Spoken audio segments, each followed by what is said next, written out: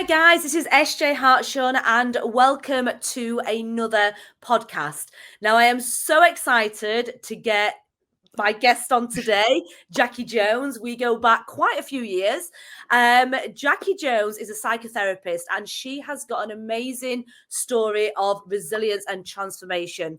And what Jacci has done, she's dedicated her life in understanding human behavior, emotional intelligence, and this is something that I think in every aspect of life, business, work, personal relationships, self-development, growth, this is something that we all can take a lot from. So I've been following Jacci's story for quite a while, and we spoke a few weeks ago and I says, I need you on my podcast. So Jacci, hi there.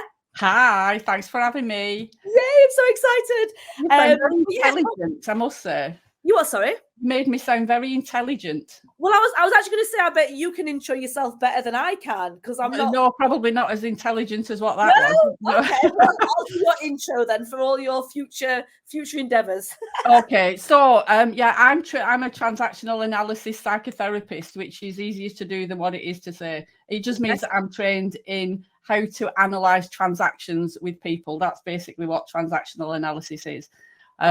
I trained at the Manchester Institute of Psychotherapy under the amazing Bob Cook from 2012 to 2016, but I started seeing clients in 2014, so it's coming up to 10 years that I've been a psychotherapist. Brilliant. I didn't think it was that long. Yeah. Yeah, I'm very old, but yeah. So that's my day job. That's what I do. I see individuals, I see couples, I see families, I see children. There's pretty much not anybody that I would turn away. So that's where I am now in my therapy room. Yeah, and then in 2021, I started noticing some changes in my body. Thought it was menopause, so didn't really pay much attention to it. But it was just something niggling in the back of my mind. So I went to the doctors, and after a bit of toing and froing, just as COVID hit, I started having some tests or whatever, and they found out that I had stage 4 ovarian cancer, which was a bit of a side swipe. Wasn't what I was expecting. It's more like a hit with a bat. Yeah, well, I'm still not sure that I don't know. I think it sounds a bigger deal than what it actually is, to be perfectly honest. So yeah, I think that I'm living with.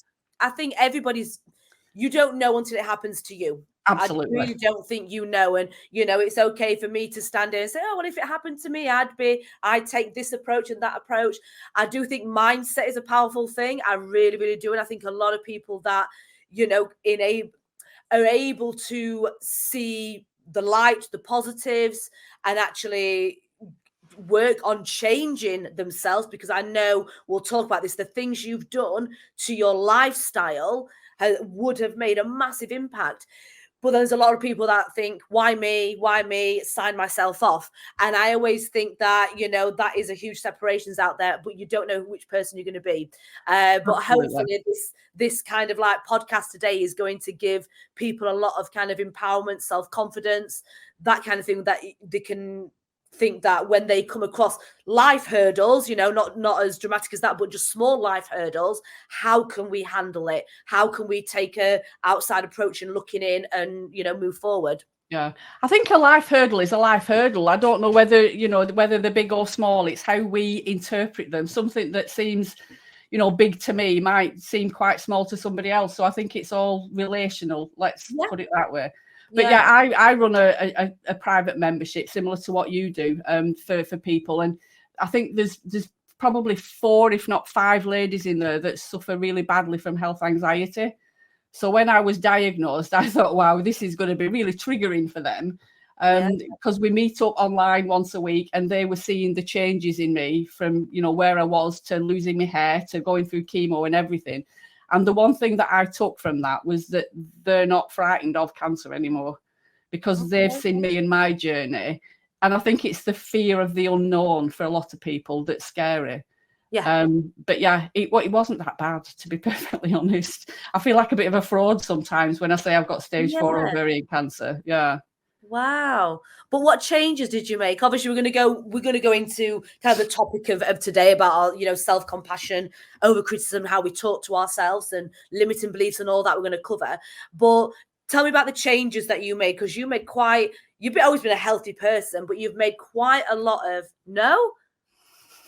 No, not at all. I lived my life. Well, since I've known you, which is obviously since So as long as I've known you, I've seen you as being quite a healthy person. So you made some big changes. I'm a firm believer now in that. Do you know what I mean? If we give our body what it needs and we get out of the way, it's a wonderful machine. I did not get out of the way, and I fed it all the wrong stuff. Literally, ate all the beige food, not a lot of vegetables, lots of processed stuff. What didn't do it any favors at all. I was overweight, and once I got my diagnosis, I'm not sure if you can see if I also can you see Carl on that picture at the back? Yes, I can. Yes. That's my son. That was at Everest Base Camp. He was a driving force for me when I got diagnosed. Luckily he was contracting, so he took a month off work, and he read, I think it was 8 books on cancer within a week, and said, wow. Right, Mum, this is what we're going to do. So right from the get-go, we had an idea on how we can kind of stop cancer in its tracks, or try to do that and try to reverse the damage that I had done to my body. Because basically, we've all got cancer in us. Mm-hmm. And if we look after our body, which I would advocate everybody does, our immune system... Yeah, with a glass of wine. A little of what you fancy does you good. It's everything in moderation. Yes, but our body's immune system is built to fight infection and to fight things like cancer. It's when we overwhelm it, that's when tumours and cancer kind of erupt and do things, that we don't want them to do. And I was feeding my body all the wrong stuff. So now I'm whole food, plant-based. I don't have any dairy, vegan all the way. I do that. We're both, fond of the odd ice bath now and then. I hate mine every morning. I hate my ice bath, but I still do it. The same as me. Do you have an argument with yourself every morning? Like you say, well, why are you doing it? Yeah, but it's good for you. But what are you trying to achieve? Yeah, but just get in it. It's not that bad. You'll be fine afterwards. And even my daughter has said, will you stop arguing with yourself? Yeah. But I did overdo it. I reached out to Jacci quite a bit when I first started, because I just got far too competitive myself. Once I was in it, I was like, you know what? I can do 20 minutes in here. I made myself ill, but I'm now good with it, and I've got a bit of a cold, so I've not been in it. Fair play to you. Well done. Yeah, that's the other thing that I've learned, is that I do listen to my body. I probably do about 4.5 minutes in the ice bath now. I'm getting a lot better at meditating while I'm in there and just, being in that space. But I started off and it was 30 seconds. It was literally get in and get out. Jesus Christ, what the hell am I doing? But it's really good for inflammation, and I've noticed a massive difference. If I've got aches and pains or anything, I'm straight in there and it does help me.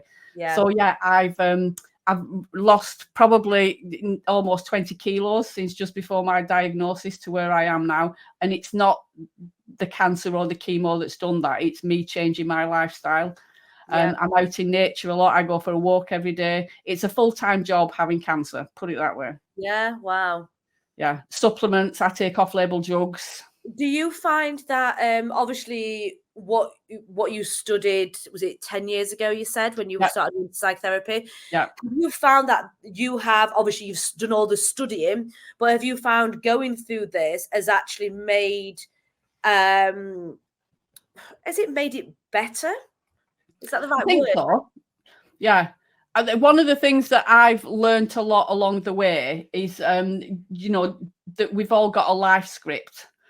It's a transactional analysis thing, but basically our life script is formed before the age of 7. So we decide who we're going to be in the world before the age of 7. So you as an adult now, you're taking advice from a 7-year-old. Which doesn't bode very well. A lot of the the look on your face then. So it's like literally, I don't know, how old are your girls? 6 and 10. So it's basically like my 6-year-old. Yeah, it's like you asking her for advice on life, love, and everything in between. It's not going to be the best, because we're very black and white thinking when we're kids. You either love me or you hate me. It's good or it's bad. But when amazing. We're over. Say again. That's amazing, though, isn't it? Don't you think? Like, if as a child, to have that, just no, I don't want to do that. Yeah. You know, like, why do we stop? Why do we stop doing that as an adult? We'll start doing things and self-sabotaging or sacrificing our wants to please other people. Whereas when you're a kid, you're like, you know what? No, I don't want to do that.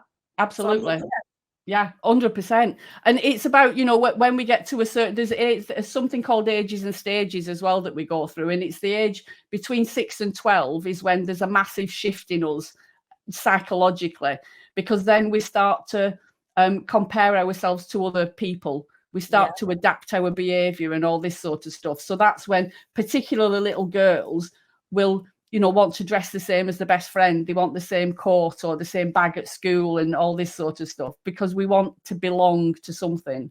Yes. So all the time, psychologically, we're forming, and I just find it fascinating. Do you think this is that age period that you said, the like 7 to 12? Do you think that is a real pinnacle age in terms of when kind of limiting beliefs start?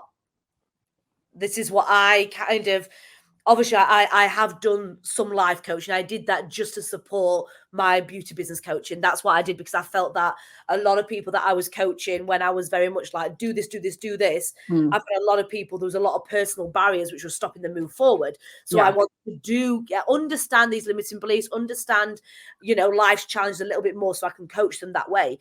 But there's always something in the back of my mind of me not being smart enough. And it wasn't that somebody said you're not smart, but it was my sister was really smart and up here A grades and I wasn't. So this limiting belief straight away was put on me from a really young age. That I was always, either I was in comparison mode, teachers were, or my parents were. So that stopped me doing the coaching as soon as I wanted to. It stopped me developing my online platform. It stopped me writing my little ebook because I'm not smart enough. Yeah. But it's interesting because it's the decisions that we make when we're younger. So exactly what you said, it's not that anybody may have directly said to you, you're not smart enough, but seeing your sister do all those achievements, you kind of compared yourself to her and made the decision, I'm not smart. Yeah, exactly. So it's not something that somebody is, well, it could be something that somebody said, sometimes but in my it is. Yeah. In my case, I don't remember anybody that ever said, you're not as smart as your sister, or you're not smart enough. I don't remember anyone saying that. It was just the pigeonhole that I or society kind of almost put me in. But let's talk more about limiting beliefs and why. Yeah, let's talk more about limiting beliefs. Do you come across this a lot with your clients? 100% all the time. One of the things that I refer to an awful lot is that internal critic that we've got. We've all got that. Some people call it mind monkeys or the internal critic or whatever it is. In transactional analysis, I don't know how much you know about it, but we've got a parent ego state, an adult ego state, and a child ego state. So that in a dialogue that we have a lot of the time that's usually negative is coming from our parent ego state. And it's things that we absorbed as we were growing up from our parents or main caregivers that we don't filter.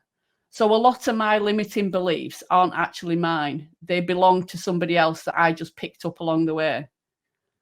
And that is the thing to me that fascinates me, that I live my life on the standards, the beliefs, the values, the morals of others that aren't mine. It's a generational thing. Of course it is. Yeah, definitely. So when we realize that, we start to question it and we're aware of the fact that this actually isn't my belief, it becomes a lot easier to put them down. Yeah. Because you know, totally, we do follow suit. Yeah. We follow what society, what parents, what everybody's done. You know, you have to look at the whole process of go to school, get your grades, A levels, university, work till retirement, get a mortgage. Get a mortgage as quick as you can. You've got to be a homeowner. You know, we're all told that. But when we have these little kind of like demons, these little limiting beliefs, like not smart enough, not confident enough, not pretty enough, or whatever. Yeah. What can people do to kind of to challenge this and to break through this? The biggest thing for me is awareness. It's knowing that you have a limiting belief in the first place, because I think a lot of the time we're just not aware of them. We just know that some things don't feel right. You know, for me, it's it sounds ridiculous, but it's a fear of success. Yeah. And it took me an awful long time to realize that I had a fear of success. But in my life, I've just been on the cusp of succeeding in something and I've sabotaged it because people like me don't do that. People like me aren't successful. Yeah, I have to remind myself of this because this is how I feel sometimes. And it's almost like when I've got something big that's going to happen, I'm like, well, what if this is the one? And then it's like, oh, Panic. I'm just a little pit village in Armthorpe. This can't happen to me. Yeah. So yeah, but it's obviously we want that, but then yeah, we need to I think you know, like you said, it's being aware of them, but it's also taking the small little steps to challenge that. You know, like you're not just born confident or you're not just born smart. It's something that is developed and learned. And if you don't try and turn it into a little bit of a challenge, think, right, what can I do to make myself feel a little bit more confident? And just do something small daily, and then you'll then start to shatter this limiting belief. That's how I kind of look at limiting beliefs. I think confidence is something we can fake it until we make it. Yeah.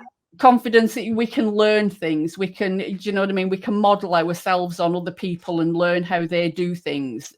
For me, it's about self-esteem. It's the stuff, our self-worth and our self-esteem, the stuff that's inside. So let's talk more about like self-compassion then, and self-love and self-esteem. Let's talk more about that. Yeah, for me, it's a big thing that I've had to work through, because one of the things that, again, with transactional analysis is we have 5 driver behaviors. And those are the things that when we're stressed, when we're ill, when we're overwhelmed, we'll plug into our driver behaviors. So there's be strong, please others, hurry up, try hard, and be perfect. We all fall into those categories. We have access to all of them, but usually it's 1 or 2 that we favour above others. Okay. So for me, I'm a massive be strong, and I'm a huge please others as well. So I was a foster carer, I was a nursery nurse, I'm a psychotherapist now. So I'm a massive people pleaser. I want to help other people. Yeah. So it's knowing these parts of myself that I can then start to be compassionate and love myself more. When you've got a be strong driver, which I'd hazard a guess you've got one of these as well. I don't want to psychoanalyze you, but I'd hazard a guess if you want to do like a little live psychoanalyst session, it might uncover a lot of stuff, but we can go for it. I'm up for that. When we've got a be strong driver, we think our way out of things. We're not very good at expressing emotions. We see it as a weakness sometimes. I personally don't like being vulnerable, so I will put on a face. You know, if anything big happens to me, I will go in a room and shut the door behind me, let it all out, and then come out as if nothing's happened to me. Okay. And I know where say again. I can't do that. I let things out more. So even though I think I've got the be strong, I it's almost like I can do it for a while, and then that's it. I like it. See it. I like it. Yeah, for me, I'm really good at it. I don't like talking about my problems when I'm going through them. Particularly with my cancer diagnosis, I felt ashamed when I was diagnosed with cancer. I didn't know how to tell my clients. I didn't know how to tell my family. I kept it from a lot of people because I didn't want them to think differently of me. I felt like I'd failed at life somehow because I'd got this. I'd never even heard of ovarian cancer. I didn't know it was a thing until I got it. Yeah. So yeah, but I know where my be strong driver comes from because I've got an older sister. She's 3 years older than me, but she was born with a disability. Okay. So she was always the broken kid and I was always the okay kid. So it was my job to be strong and to make sure that everybody else was okay. Yeah. So for me, self-love, self-compassion, and anything to do with me was really difficult. Okay. So how do you overcome that then?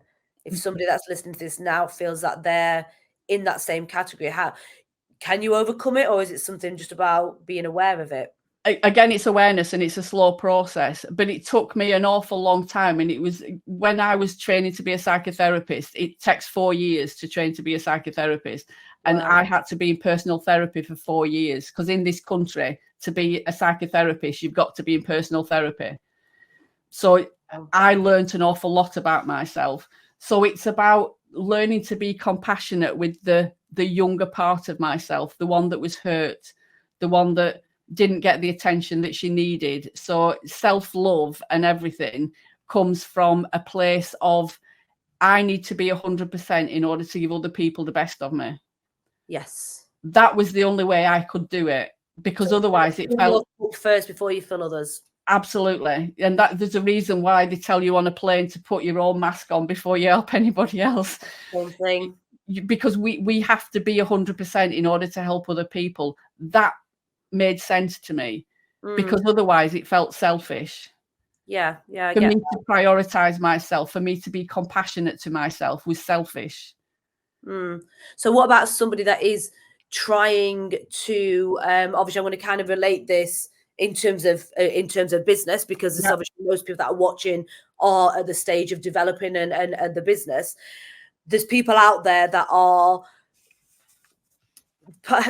I wish I'm a lot of people that are watching this will know who they are. There's specific people, and the ones that are listening on this on repeat will probably know. There's a lot of people that have a lot of self-doubt when it comes to putting themselves out there in terms of out of their comfort zone. They're amazing at what they do, but they are trying to put themselves out there, and they are then just riddled with comparison with other people, self-doubt. Then obviously procrastination kicks in, then overwhelm kicks in, they pull back, and then that's it. I'm not doing that.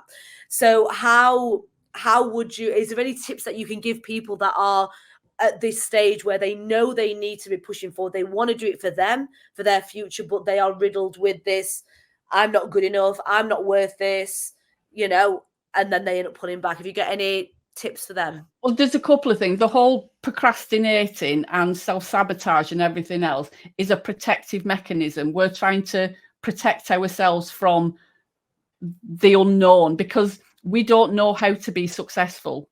Yep. And when I say we, I'm talking about me as well. If we've got self-doubt and we're always comparing ourselves to others, we don't know how to be successful.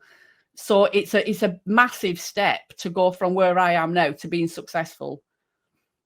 First is that, understanding that. The other thing is, one of the things that I say an awful lot to clients is, when you've got that niggling voice in your head, whose voice is it to start off with? For me, there's always that voice that says things like, you can't do that. People like us don't do that. It's not for you. You'll fail. All those sort of voices. And so is that a parent? Is it you? Yeah. Is it a teacher? Yeah, it's anybody but me. It's not my voice. It's not me that's saying that. It's something that I've picked up. It's that limiting belief again. And for me, I know it's my mum, because my mum is really risk averse. My dad was really entrepreneurial. He would, literally, we went bankrupt so many times when I was growing up. Whereas my mum is really risk averse. So I've constantly got this battle in my head between my mum and my dad. There's part of me that says, yes, we can do this. And then there's another part that goes, oh, no, we can't. Yeah. But one of the things that I say an awful lot to clients is, take it to court. And when I say that, it's like, if you have that thought, we can't do this, or you've got that self-doubt, take it to court, literally, and think of a time where you did do something that was out of your comfort zone. Think of a time where you did succeed. So it's about challenging the thoughts when you have them with proof. Yeah. Because we can all find something. It's like when we're anxious, it's the fear of the fear.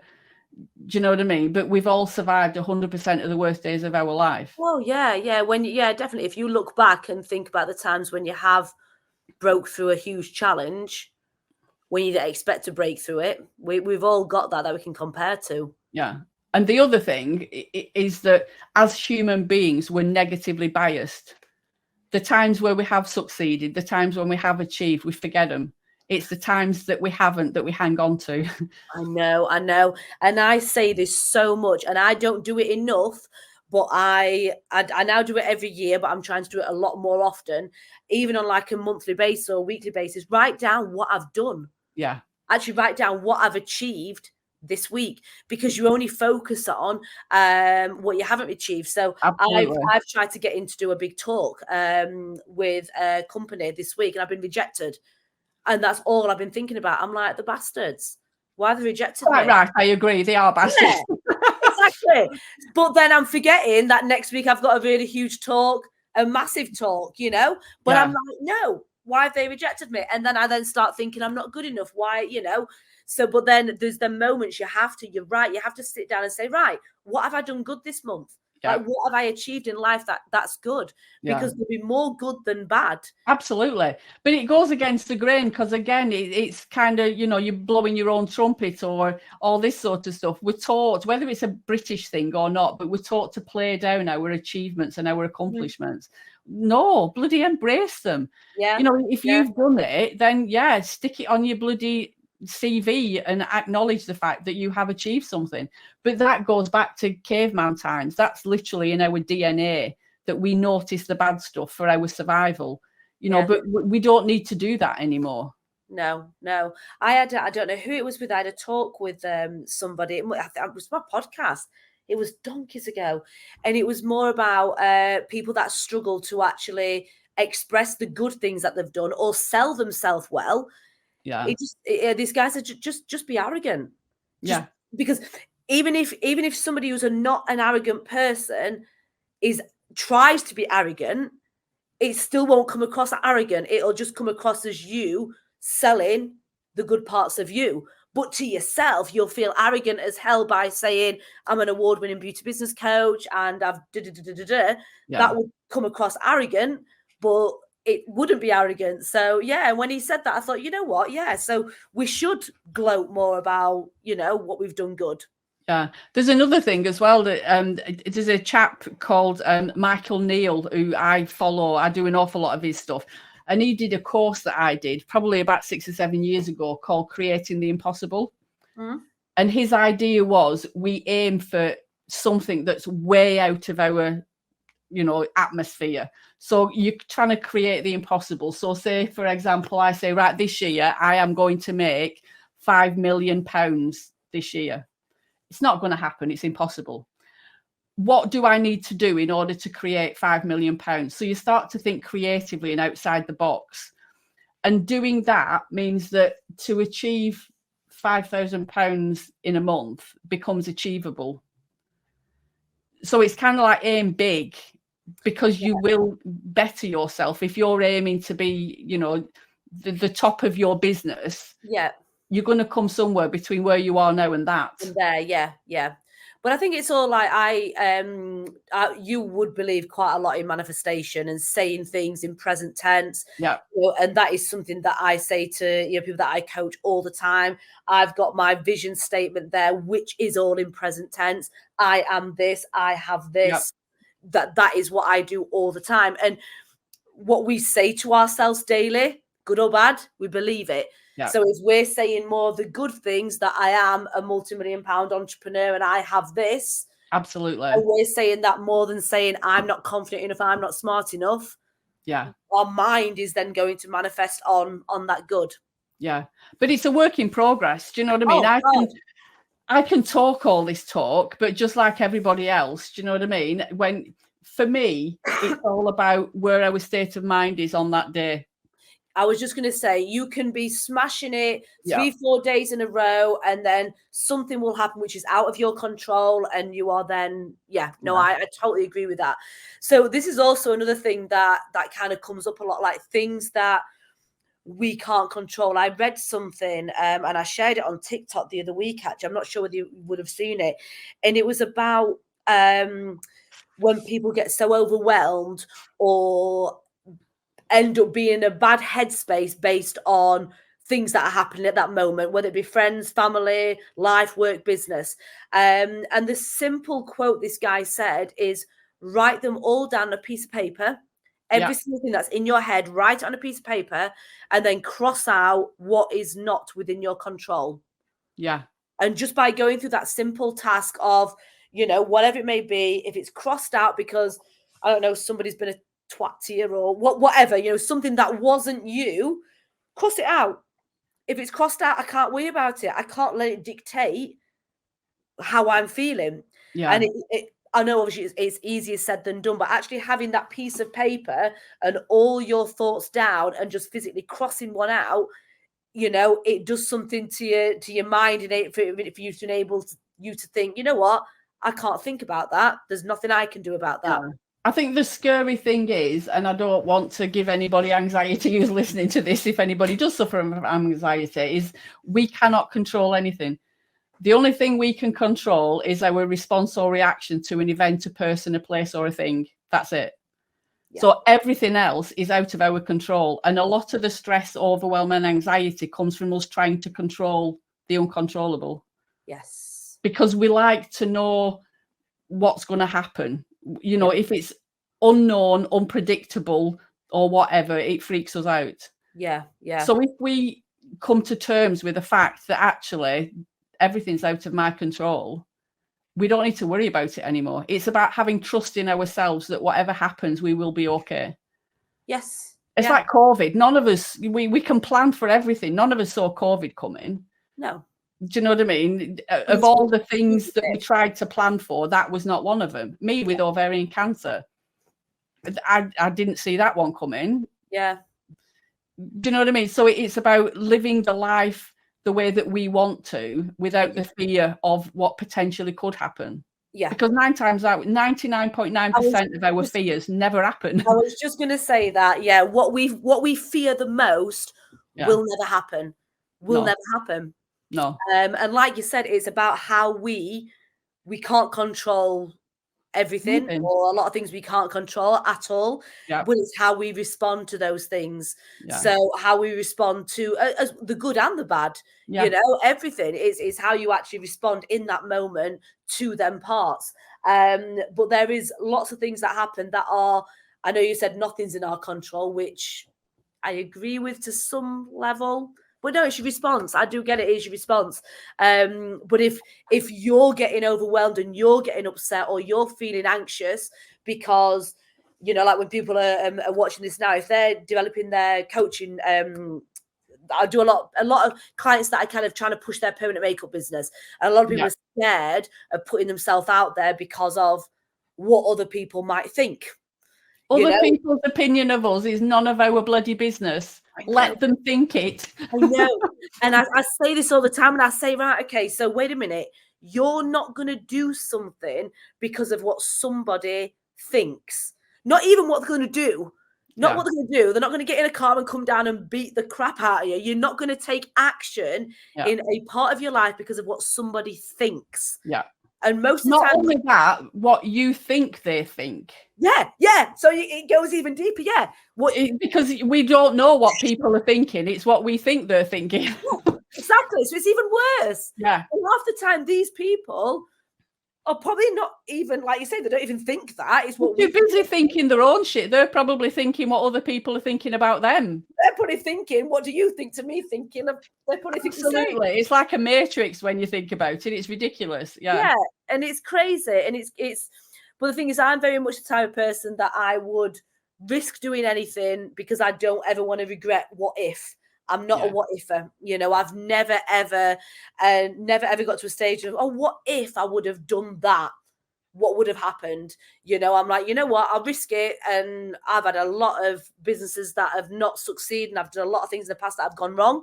But it's like, I tried. Yeah. I did it. You know? Yeah.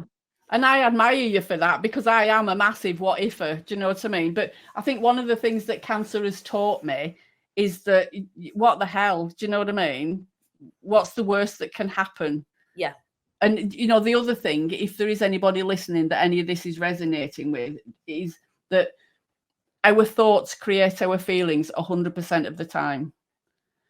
So use your feelings as a barometer of where your thinking is. So if you're feeling, you know, insecure, or if you're feeling incompetent, or if you're feeling not worthy of something, that's because that's where your thoughts are. Get that. So that's one of the first things. The other thing that I was going to say was that It's our thoughts about the person, the place, or the thing that impacts on us. It's not the person, the place, or the thing. It's our thoughts about what they did. Okay. Yeah. That puts us back in control. Right. Because then we can do something with it. Like my ex-husband, for example, we refer to him as knobhead. He used to trigger me all the time, but it wasn't him triggering me. It was my thoughts about what he did that triggered me. Yeah. So it was all me. It was all coming from inside me. It was not, he was just living his life happy, doing whatever he was doing. Yeah. And I was sat. That was all me. It was nothing to do with him. Yeah. So is he still a knobhead then? Oh, he's always a knobhead. He always will be. Yeah. Yeah. Absolutely. Oh dear. So let's talk a little bit about overcriticism. Obviously, we've been delving in that a little bit about how we speak to ourselves and how we view ourselves. What things have you got to share about how we criticize ourselves?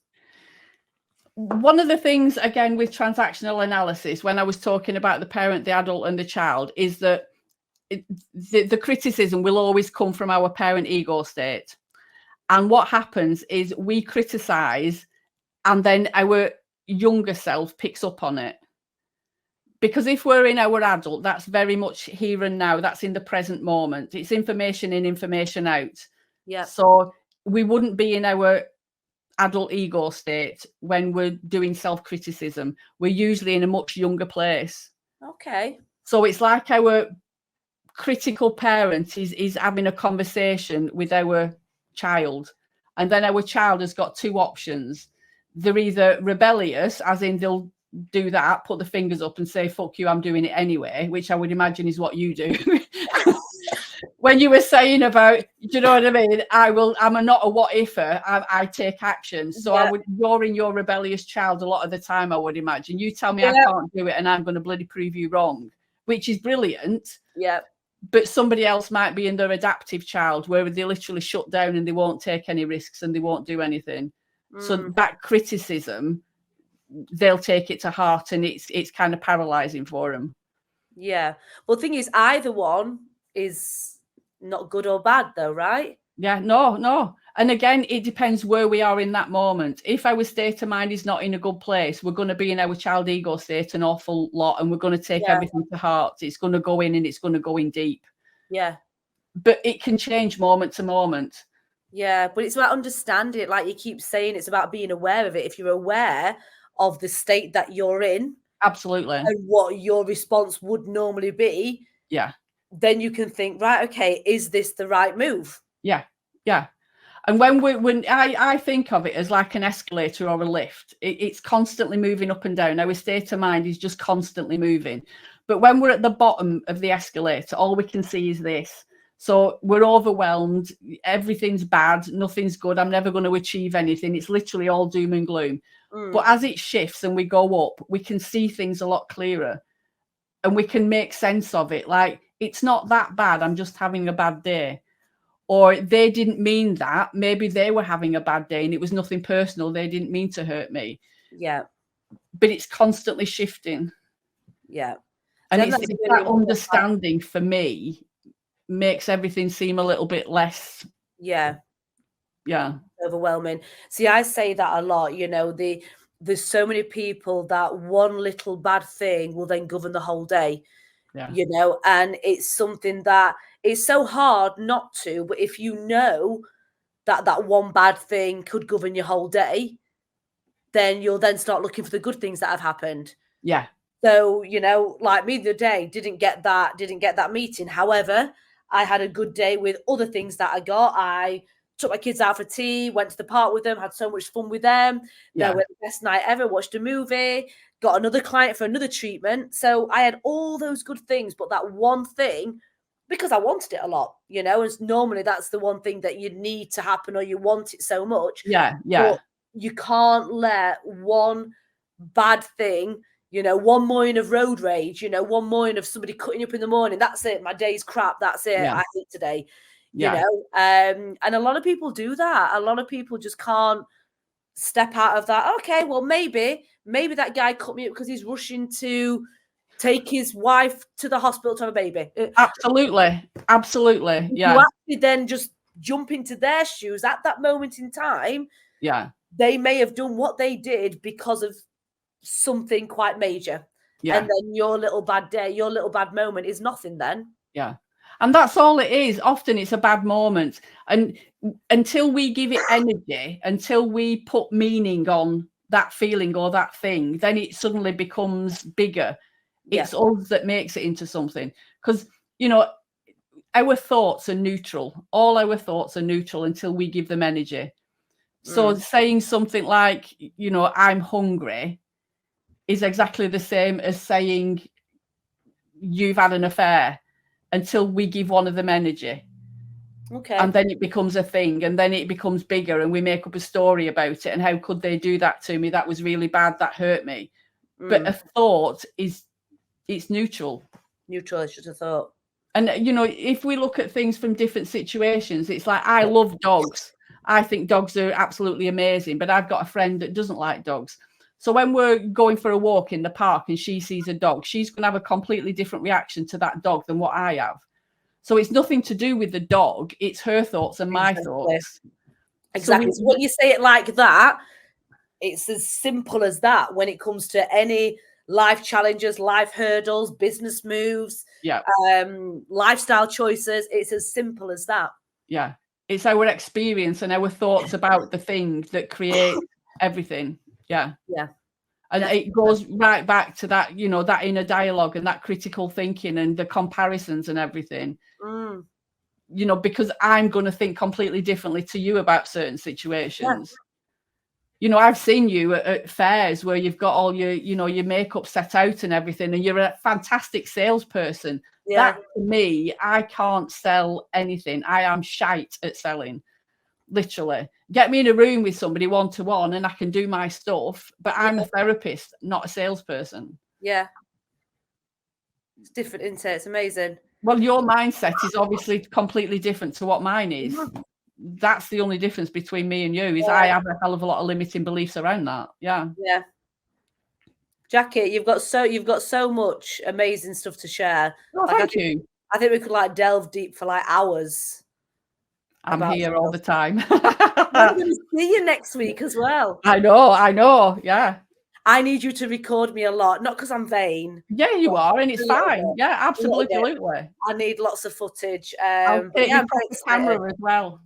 Awesome. I'm not allowed a PowerPoint display though, and I need that because I go off on a tangent. Maybe I could get you to be like a ring lady, literally. Do me some cards, and I'll sit on the front seat, and I'll just keep holding them up for you. Amazing. I'll do this. No.